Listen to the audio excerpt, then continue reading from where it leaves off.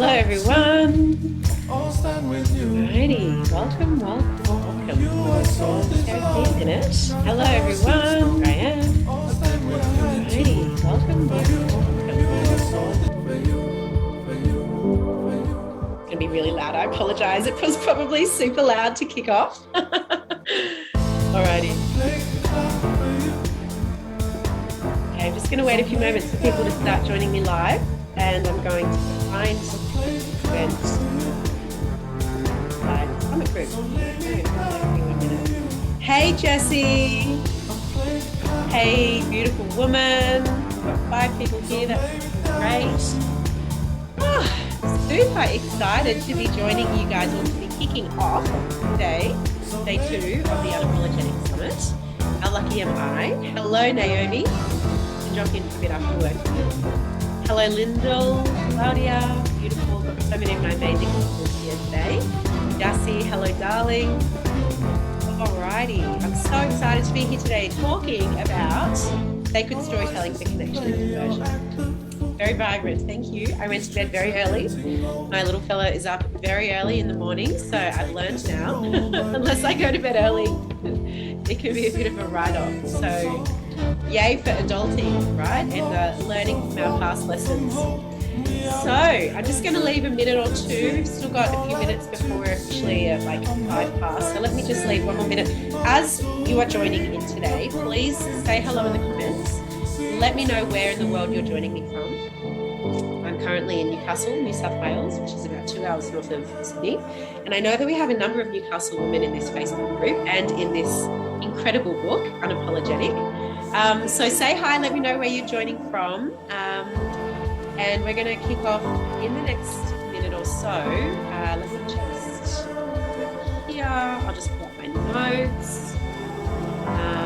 And I'll jump in and do a reintroduction as well. Alrighty, cool. Get my tunes on.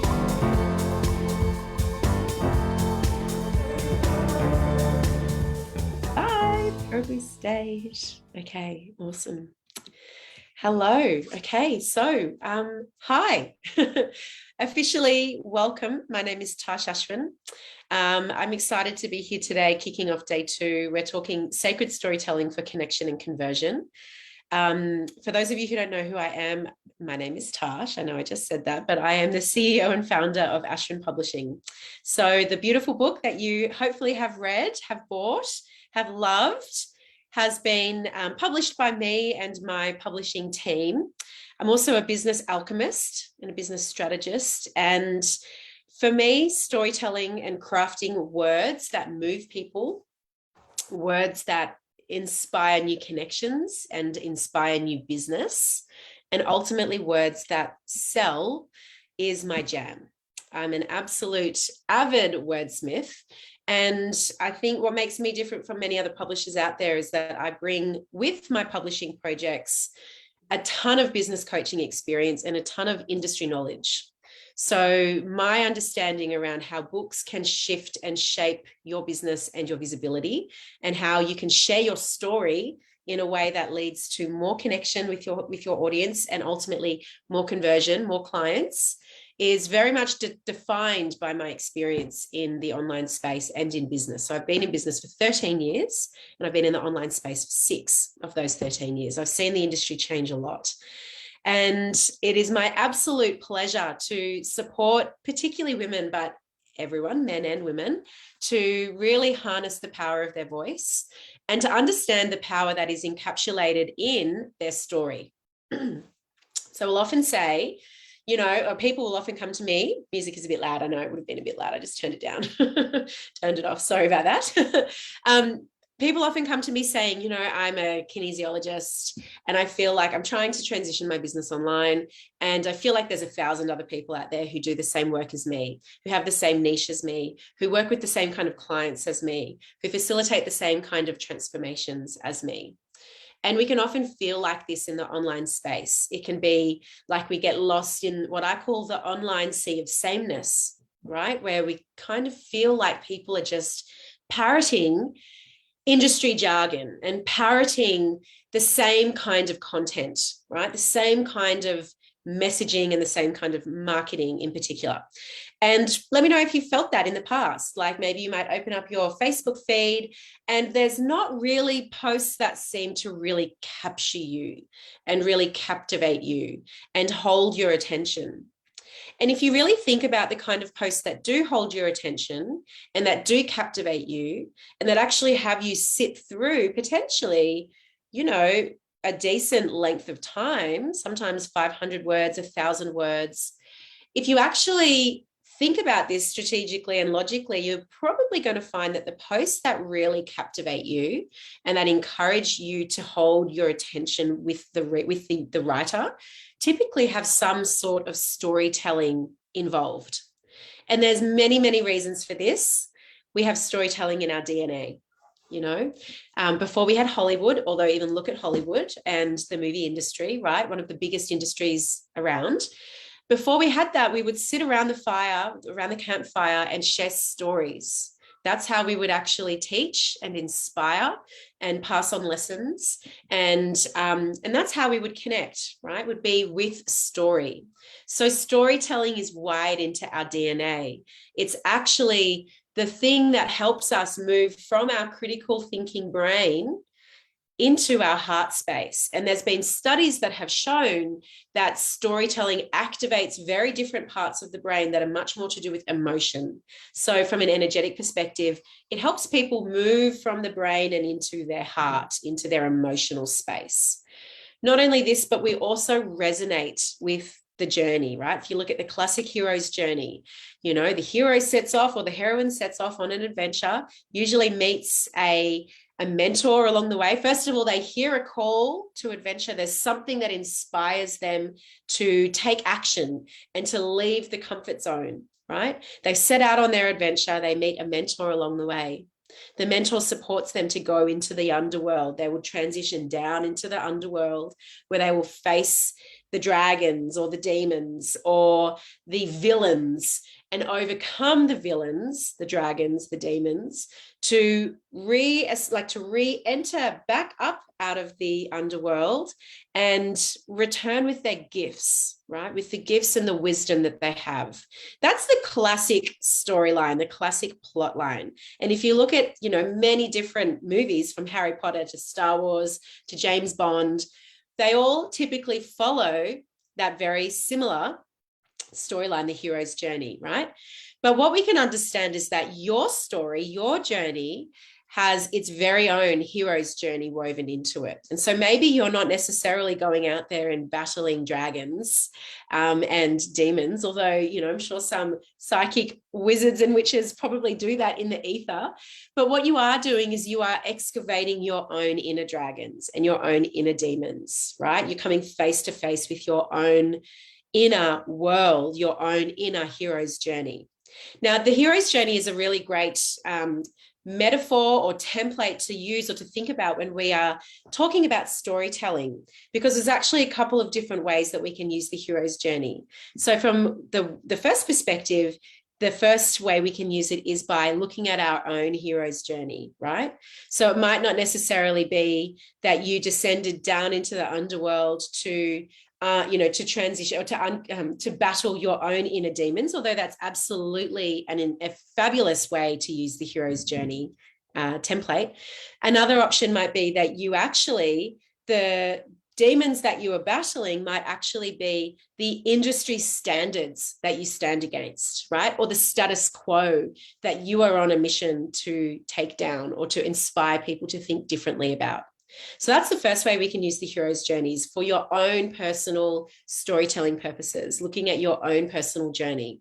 But the second way, and a really powerful way as well, is to look at how your soulmate client is undergoing their own hero's journey, where you are the mentor, right? They hear the call to action that is heralded by you and by your content and by your powerful messaging and marketing. And then you take them on that journey. right?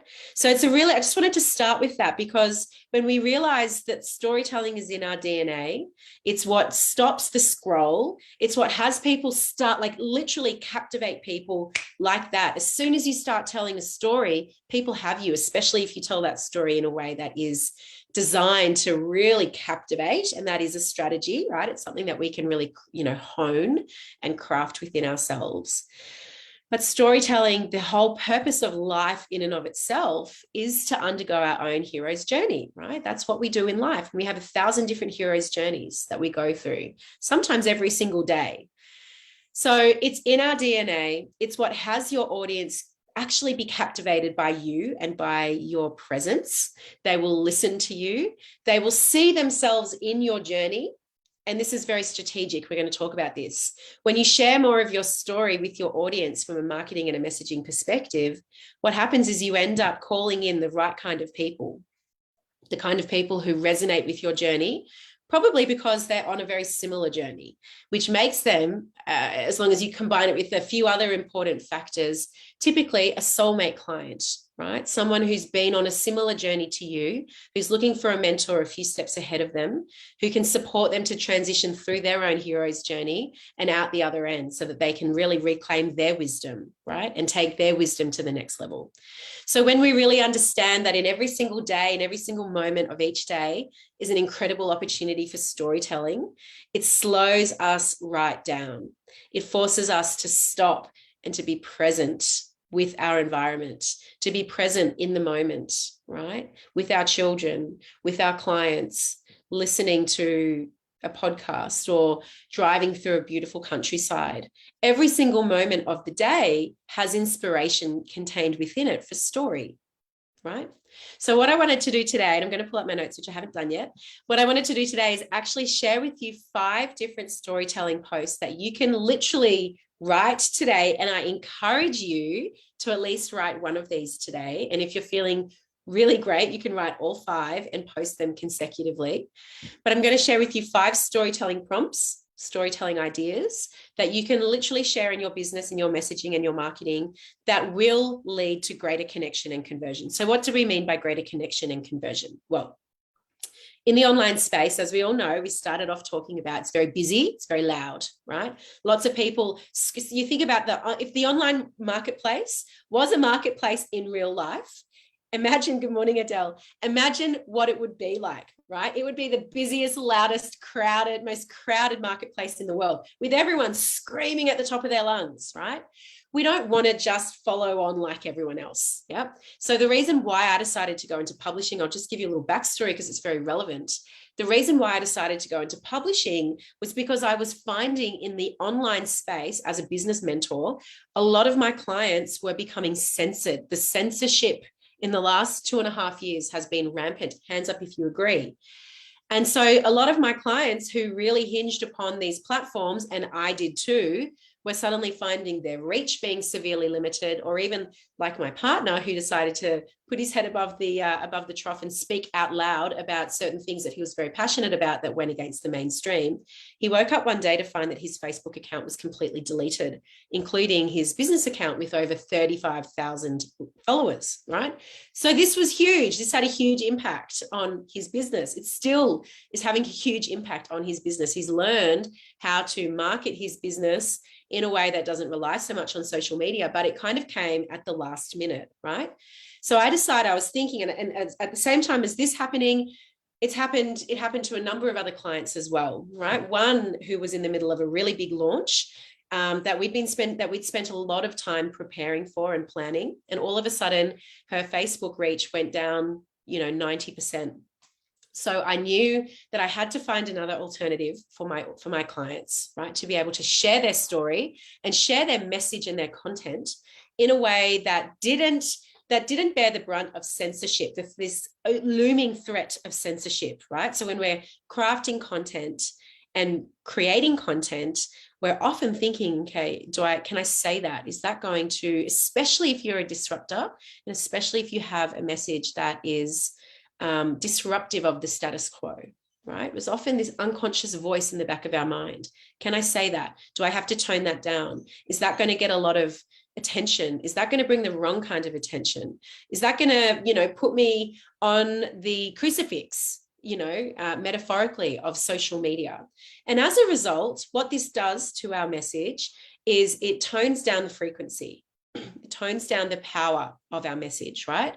And the frequency power. So I decided to start my own publishing company and support my authors to write in multi-author or collaborative book projects, just like this one, so that they could really get the feel of what it's like to write with their full, raw, unfiltered truth. So coming back to this metaphor of the online space, if it was a village, a crowded marketplace in real life, imagine what that would be like, right? But one of the ways that we can actually go about sharing our unfiltered truth in a way that it's kind of like slips around the censorship hooks is by sharing stories. Okay, so I'm going to share 5 story ideas or story posts. Please get some pens. Let me know that you have a pen by writing pen in the comments so that I can see that you're all ready, because we're going to be taking some notes today. And the first one that I wanted to start off, I'm going to wait to see some pens coming through. Let's see here. Yes, Nadine, so true. I love your weaving in soulmates clients in guiding others in their own heroine's journey. Yeah, it's really, really powerful. Really, really powerful. Pens, beautiful, Jessie. Okay, great. So the first one, if you have not yet written this, I highly encourage you to. This is your business genesis story. Okay. So when we're writing storytelling posts, there's a few things that we want to remember. Okay. We want to feel something when we write our story. Okay. We want to feel it. If it doesn't make us feel anything, it's guaranteed not really going to make your reader feel anything. So the more you tap into the emotion and into the power of your story, the more that's going to translate in your marketing and your messaging for your reader. And we want this to translate. We want them to feel something. That's the whole purpose, right? And especially if you work with women make emotional buying decisions. Okay. So storytelling is a fabulous strategy to use to support your women audience to step into their emotional knowledge, right? Into their emotional intelligence, so to speak. So are you connected to the story that you're sharing? Are you really like feeling this story as you are writing it? If you are, then you're guaranteed going to support your readers to feel the same as well. Okay. So it's all well and good just to kind of churn out a story based from up here, but that kind of goes against the energetic intention, I suppose you could say. So the first one is your business genesis story. Now, if you are a soulful entrepreneur, those of you that are attracted to me and to my work, you will be soulful entrepreneurs purely by the nature of energy, right? The work that I put out, the words that I put out there magnetize soulmate clients. And so for me, a soulmate client is a person who believes the work they do in their business is their soul work. This is their soul's work. This is why they're here on the planet doing what they do, right? So why did you get into business? And I know this sounds really basic and really foundational and really rudimentary, but it's a really important question. Not everyone is going to know the answer to this, right? Why did you get into business? What is the story around you deciding to open up your business? You deciding to transition from the corporate space or from a job into business? And maybe you always were in business. And that in and of itself is a very powerful story. But why did you get into business? So I'll share with you a very brief version of my business genesis story. Okay. I was studying international politics at university 15 years ago and hating it, absolutely hating it, feeling like I was just doing it because my dad wanted me to become the next great politician, the next Prime Minister of Australia. Australia needs a female Prime Minister. Tashi, be an amazing female Prime Minister. Oh my God, you've got to go and study politics. You got in. What else would you be doing, right? So I was purely following on from that. And I was a year and a half in, I was partying too much. I wasn't going to classes. I was failing and I was hiding my failing rates from my family, which was leading to a lot of internal stress. And one day I was sitting in my favorite bookshop, this incredible alternative bookshop in Canberra called Smith's Alternative. Let me know if you ever went there. It's shut now. No, now it's turned into a music venue. And I was reading this book by an author called Daniel Pinchbeck called Breaking Open the Head. And it was all about psychedelics and shamanic psychedelics. shamanic medicine, right? And I started to read the chapter. I opened it up to the chapter about Peru and ayahuasca in the Amazon. And as I was reading this, I was like, ding, ding, ding, ding, ding, ding, ding, ding, ding, all of the domino pieces were falling into place. And I was like, I need to go to Peru. Anyway, I went home that day and I told my parents that I was deferring from uni, which led to, in and of itself, led to a lot of disruptive energy, that's for sure. And I spent 6 months working my little butt off. I was literally working 16, 17-hour days, 2 jobs, 16-hour days, to save enough money to go to South America, and I made it 6 months later. So I flew into South America, I explored, I hunted out this amazing mystical ayahuasca, and I found it.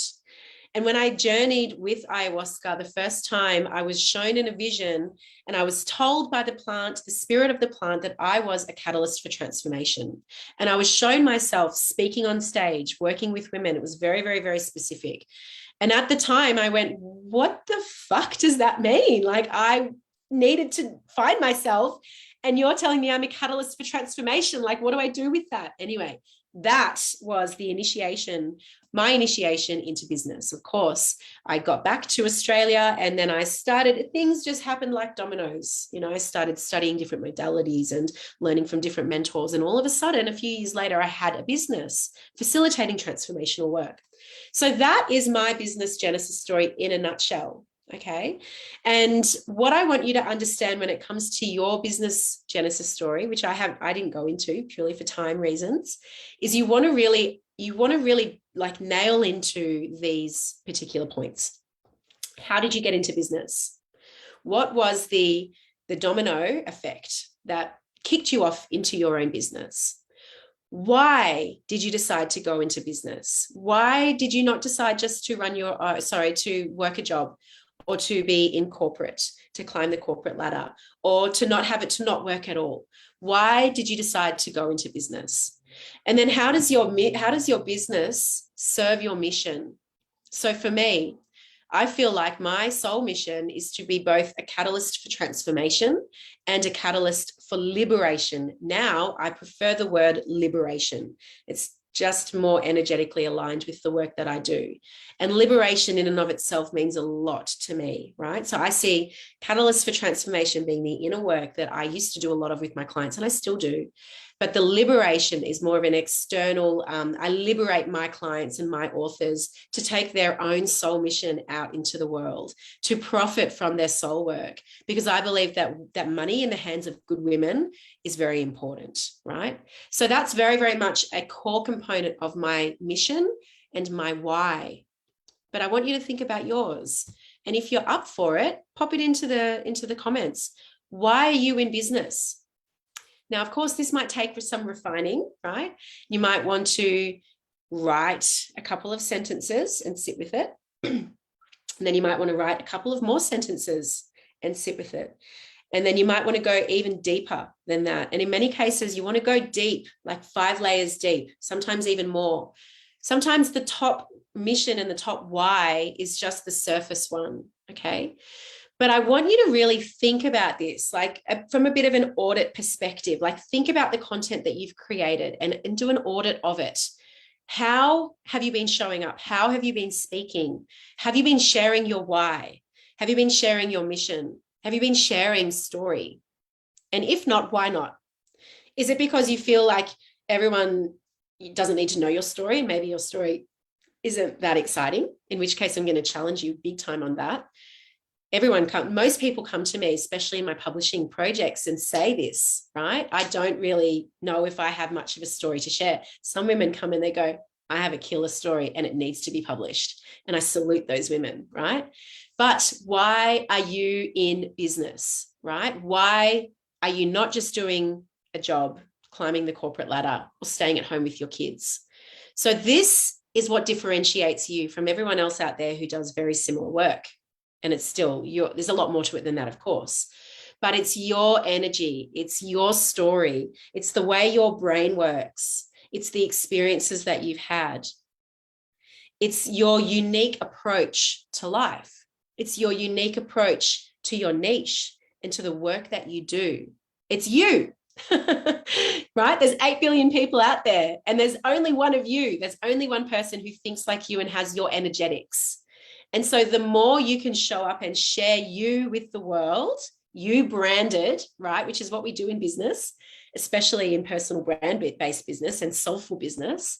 The more you show up and share you, pull back the curtain, the more likely you're going to find your people around you reaching out, wanting to know more, commenting, sharing your posts, saving your posts, because they're connecting with your journey. They connect with your mission. They likely have similar values to you.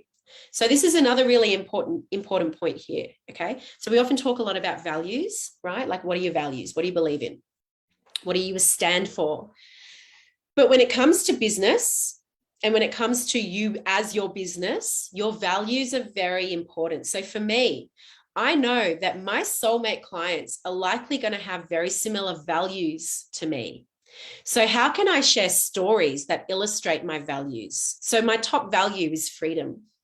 I know that. It's my top value. I will fight for it. I will fight to the death for freedom, for my freedom, for the freedom of my family, for the freedom of my clients, my friends, my community. I believe freedom is so important.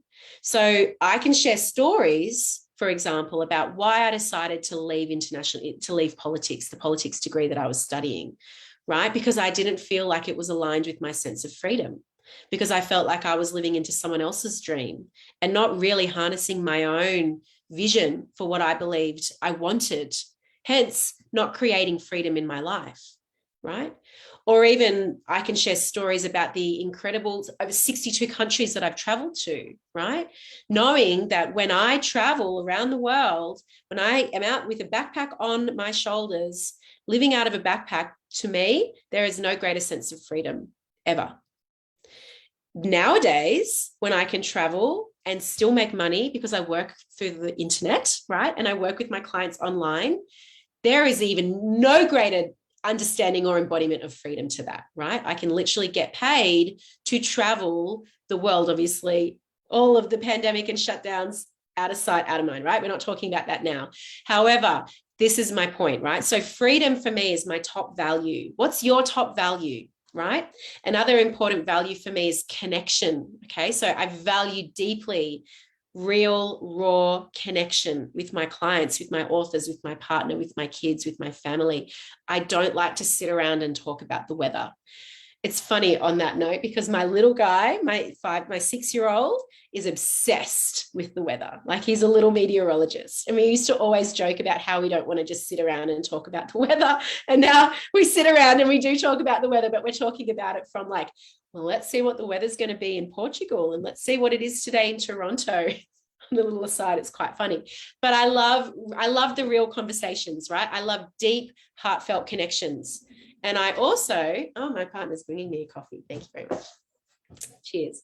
I also love especially the importance of transmitting this in my content, right? So my soulmate clients are always going to have the value of connection and deep connection as well, right? So the more I can illustrate my values through stories, right, by sharing storytelling, by sharing pieces of my life, by pulling back the curtain and talking about my life, showing my life through the lenses of the various, my various values, that's going to resonate deeply with my audience as well. Okay, so I'm going to pause here and just have a look at some of these comments.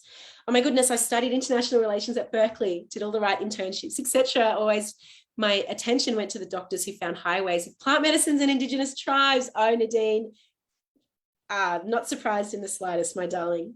For some reason, my brain converted fight to the death to surrender to the death. Interesting. I'd like to know at what point you did that. Except if you want to go remote and the internet is non-existent. Yes, that's true. That's so funny. If Keegs interrupted me in my flow yesterday, it would be like, what are you doing? Oh, yeah, no, he interrupts me all the time. Usually with the baby, like needing a boob.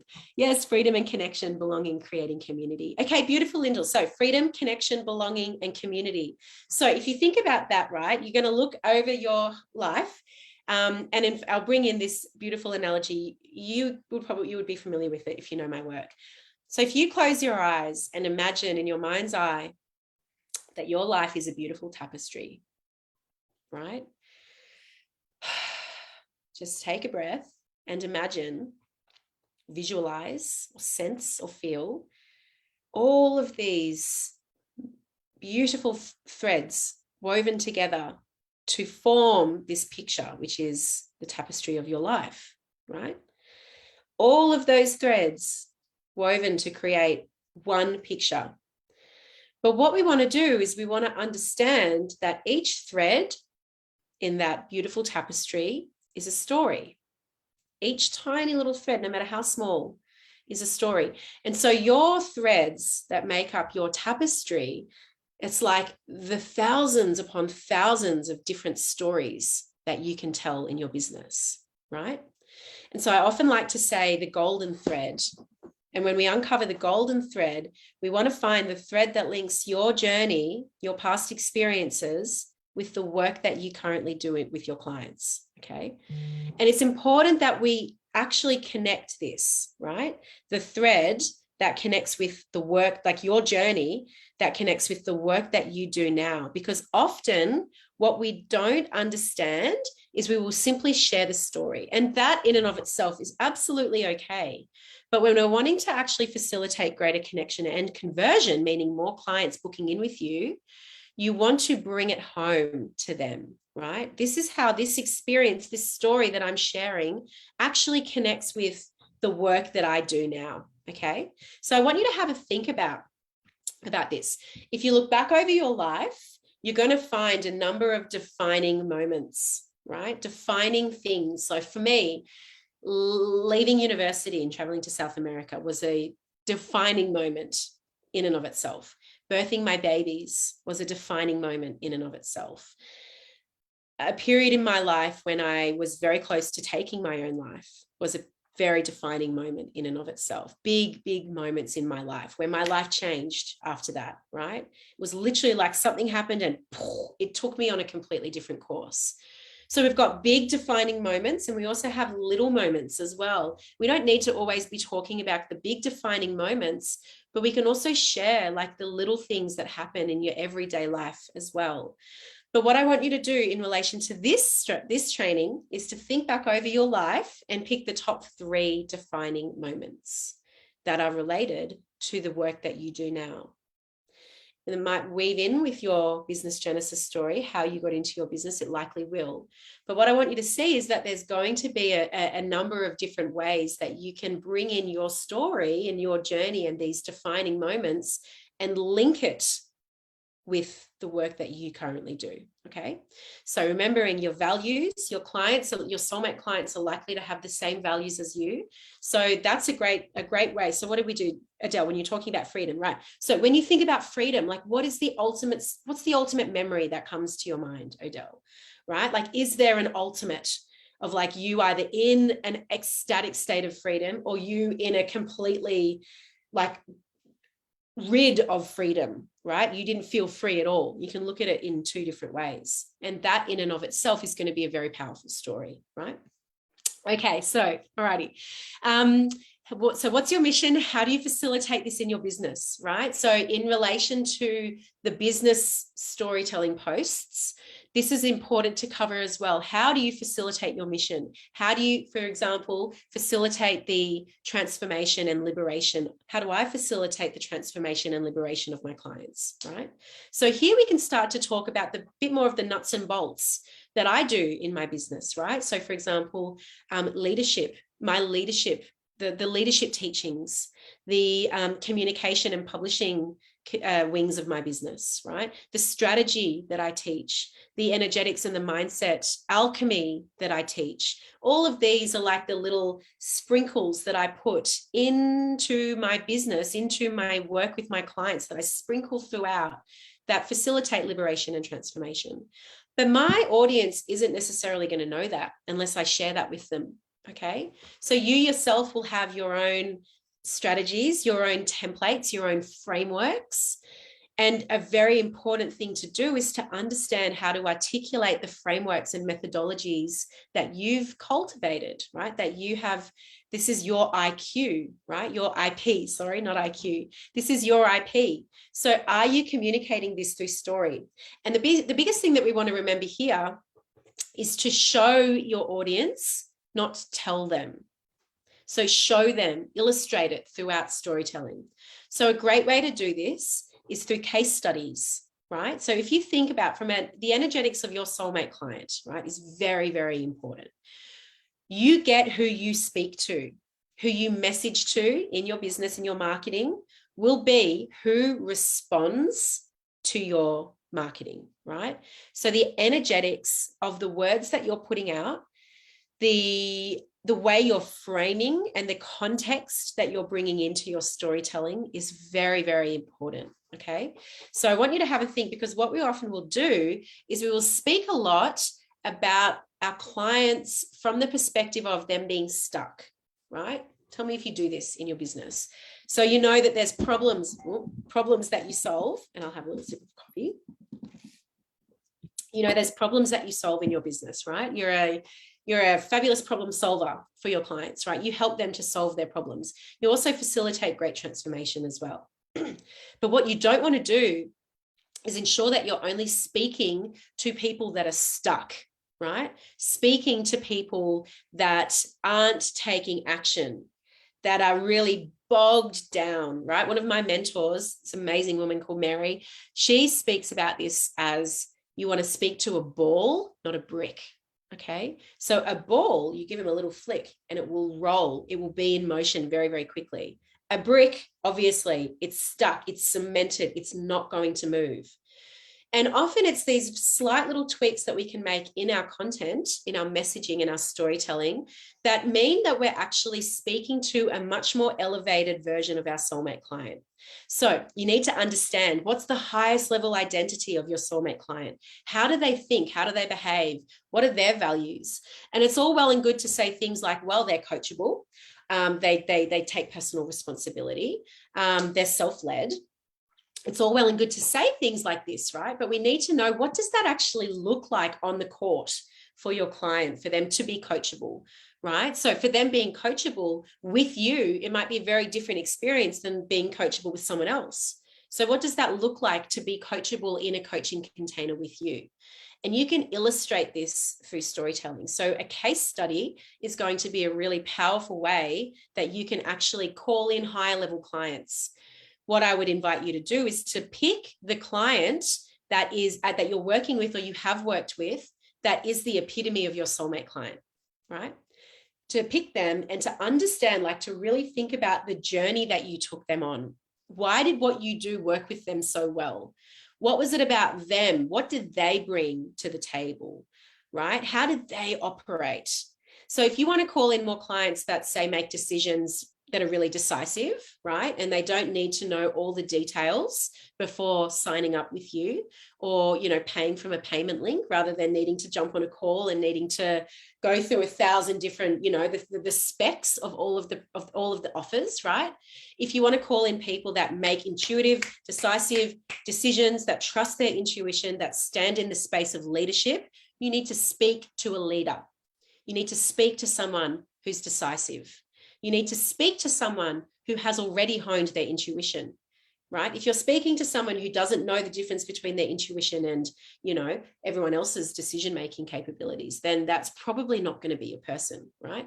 If you want to call in a leader and someone who's in a position of leadership and ready and willing to make empowered, decisive decisions, then you don't want to speak to someone who's not going to be operating at that level already, right? So through your storytelling, you can illustrate this, you can show this, without necessarily needing to tell, right? Like, show, don't tell, essentially. So have a think about your highest level client, the client that's had the best results with you, the client that has just flown, taken leaps and bounds, quantum leaped through the process with you, and think about why. What was it specifically about that person that actually had that facilitated that kind of transformation? And then share that, right? Share that either in a case study. You don't need to, obviously, if you want to speak to them about getting their approval and their permission first, you can do that. However, there's ways that you can talk about your clients without giving away really key identifying features. Okay. So the other thing as well, especially if you're not yet surrounded by people that really fit the profile of your elevated soulmate client, right? Maybe the people that you're attracting are still kind of resonating with that lower energetic place that you were in the past. Then you want to get really clear on who that person is, who is at that higher level, and speak only to them, right? You can think about, like, what is their current reality at the moment? Yeah. So for example, I can speak to my soulmate client who is getting sales, right? But so they don't need to learn how to sell, right? They're in motion. They are starting to get sales in their business, but they're working there. It's a hard slog for them, right? They're sacrificing between their business and their family. Now I can speak to that because I was there. Yeah. And I can share stories that talk about how I overcame and am overcoming that patterning and that programming, right? So what is their current reality, and how can you share a story? When were you there? How can you share a story that is you hyper diving into this situation and overcoming it? Now, Naomi, what are your thoughts on sharing a vulnerable story from an empowered perspective and still receiving sympathy despite not seeking it? Now, this is a really interesting point, isn't it? And I know a lot of people, this happens to them, right? Where they will share a vulnerable story and they will still get people going, oh, is everything okay? Are you all right? And I appreciate that, because sometimes we can be left going, well, that's actually not the purpose, right? And so that's not the reason why I shared that story. So what I would share with you is that if they're not your soulmate client, it might not necessarily even be relevant what they say. Right? They might be a friend or a family member, or someone who was attracted to your work when you were operating at a lowest, like at a younger level, right? At a lower level. So you need to understand, first of all, if that's the case. And if it is, well, then provided you've written your story in a way that was vulnerable, but still empowered, right? So there's no victim energy in it, right? Often what it will do is it will just be highlighting where they're at that level for themselves. Are they in a victim space of consciousness, or are they in more of an empowered space of consciousness, right? But if it's happening over and over, then you want to have a look at the energetics of your words, because it might be that you're attracting in people who are still kind of at that lower level perspective. Yes, I've been thinking that their perspective is just a different filter and doesn't need to be relevant. 100%. As long as your storytelling is still attracting and speaking to that higher level person, right? And if you're still getting people reaching out going, I want to know more about your work, or tell me more, what do you mean by that? Then it doesn't matter if there's other people that aren't necessarily relevant, right? So think about the way in which you want your people to move in your business, in your marketing. How do you want them to move? This is a very important thing to know. How do you want your clients to make decisions when they purchase with you, when they invest with you? How do you say that investment process goes?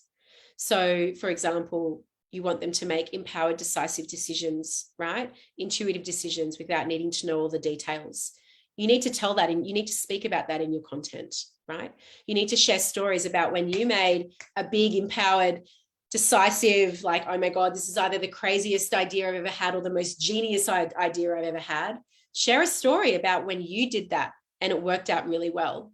Or share a story when you did that and maybe it didn't work out very well, right? However, this is what you can see now. So this is what I want you to think about, okay? Because these things are very, very important in relation to how you actually sign clients and whether you sign clients with ease consistently. Is your content creation creating an environment that is calling in the right kind of people? And let me know in the comments now the answer to that, if you think yes or no. And you'll know this because either you'll be signing great clients or you won't be, right? So think about this and really delve into the environment that you're creating through your content and understand whether or not the words, the energy that's behind the words that you're sharing, like our words are super powerful. Adele, yes, brilliant. I'm so pleased for you. Our words are very powerful. They transmit energy, right? That spells of awakening. An old mentor of mine used to say this: your words cast spells of awakening upon your audience. And really, that's all sales is. Sales are sales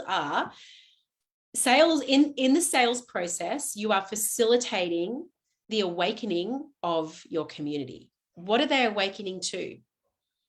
They're awakening to the area of specialty that you specialize in, and why potentially that area isn't in as much balance or harmony as they desire, and how the solution to creating that is going to look when they work with you, right? So you need to be showing your audience this rather than simply telling them. And case studies are a fabulous way to do this. Your own personal journey is a fabulous way to do this.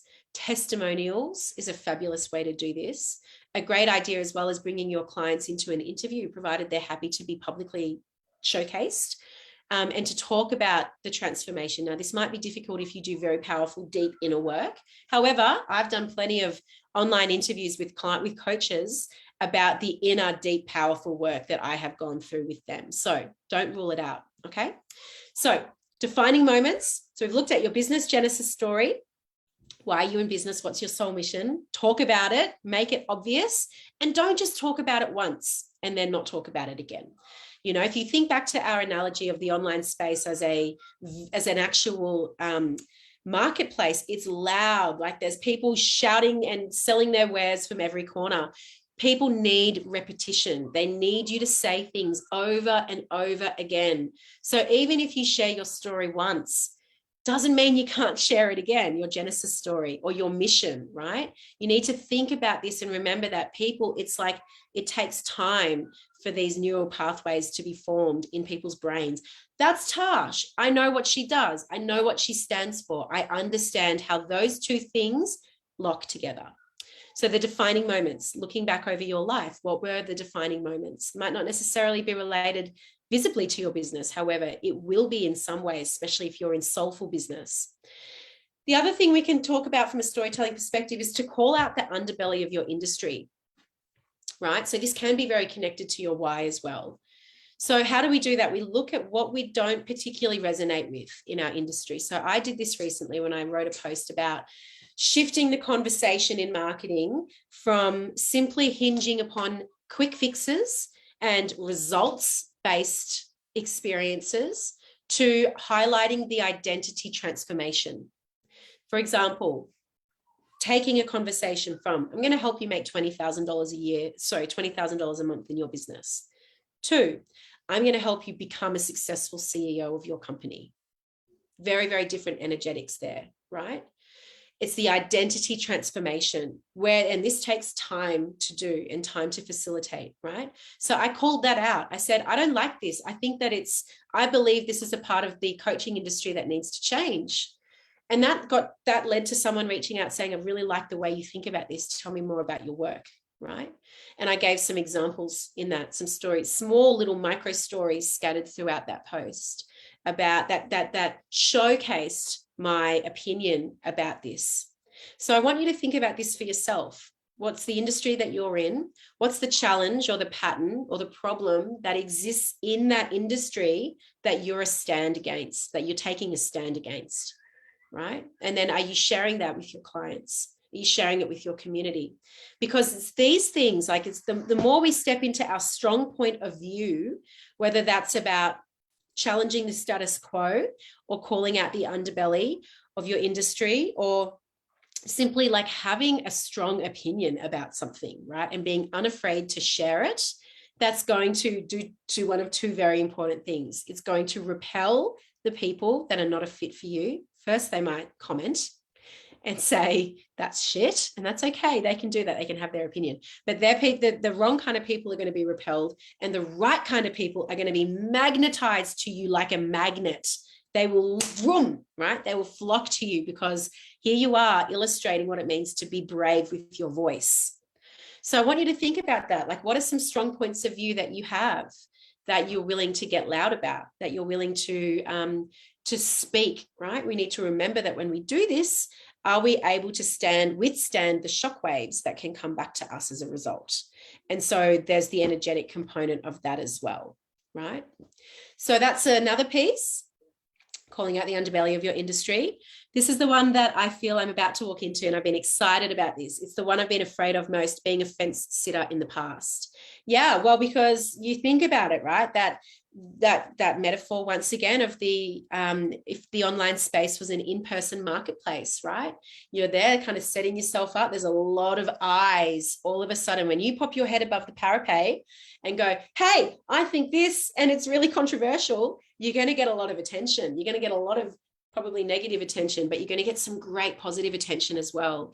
And this is how you define yourself or redefine yourself against other people who do similar work to you, right? So your people will most likely going to be deeply like similar to you energetically in the way they approach the world, okay? So the final post is a celebration, okay? The storytelling post, celebrations. Celebration energy is very powerful, and we want to make sure that we're bringing a celebratory post into our content creation on a regular basis. So that might be a personal celebration, right? It might be a client celebration. It might be something that you witness in your industry and you're celebrating the change and the shift.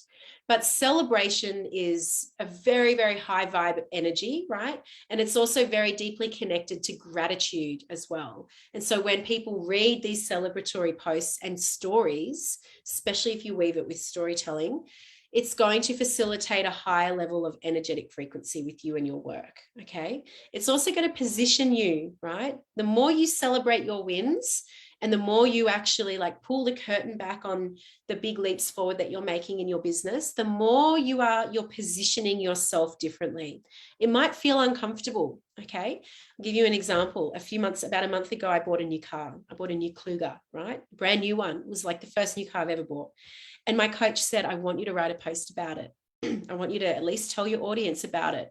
And I was there going, oh, I feel a little bit about doing this, right? I don't want to be putting myself on show. And she said, please do it. And so I did. And interestingly, I put it out there and had, like 100 comments, right? People commenting left, right, and center. But what it was doing was it was celebrating my wins, right? I was able to buy this through my business. Like, that's massive. Yeah. So celebrate your wins. Celebrate what you are achieving in your world. Celebrate your clients' wins. Talk about what they are experiencing. And the more you do that you're doing a number of different things, right? Like we said, raising the energetic frequency, but also positioning you as a woman who's achieving a lot in her life, as a woman who's facilitating epic transformation, right? You're also giving the social proof that is really, really important, especially if you are selling something, right? You're creating that sense of safety so that when someone invests with you, they know it's not going to be a massive gamble.